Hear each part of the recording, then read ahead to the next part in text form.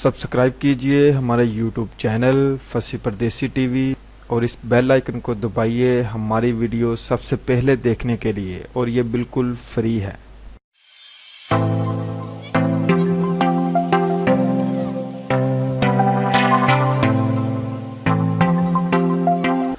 अस्सलामुअलैकुम, मैं हूं फैसल परदेसी और आप देख रहे हैं फसी परदेसी YouTube channel.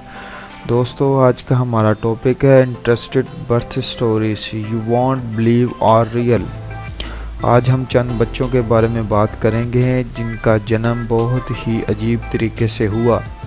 Number 1, Claudia कॉलमन। America एक हॉस्पिटल में पैदा होने वाला क्लॉडिया सेहतमंद बच्चा है। इसकी सेहत और जिस्मानत आम बच्चों जैसी है, लेकिन इसके सफ़ेद बाल सबको हैरान करते हैं।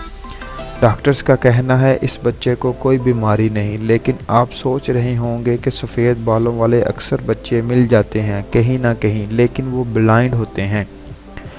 जिनके बाल भी सफ़ेद होते हैं, बल्कि सारे जिस्म के बाल सफ़ेद होते हैं, लेकिन क्लॉडिया के सिर्फ सर के बाल सफ़ेद हैं।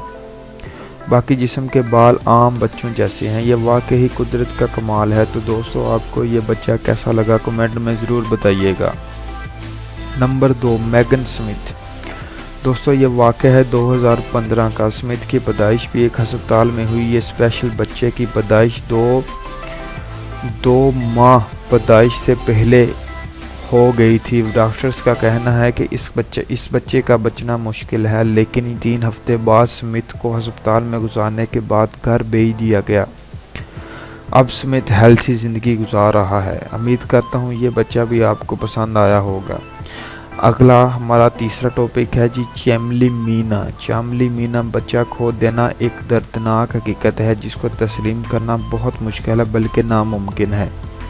एक ऐसी ही कहानी दिल्ली के रहने वाले इस जोड़े की है जिसने अपना जवान बेटा खो दिया और एक और बेटा पैदा करने की सोची। लेकिन कहानी में ट्विस्ट ये है कि अपने आप को अकेला महसूस करने वाला यह जोड़ा, जिसकी उम्र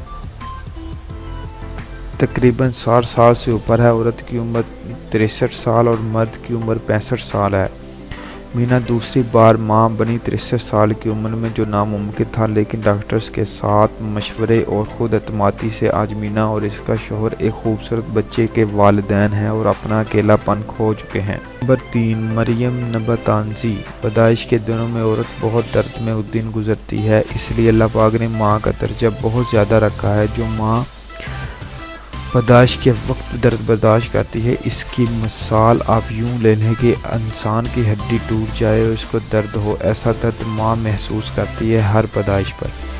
युगांडा से तल्लुक़ रखने वाली मरियम 38 बच्चों की माँ है।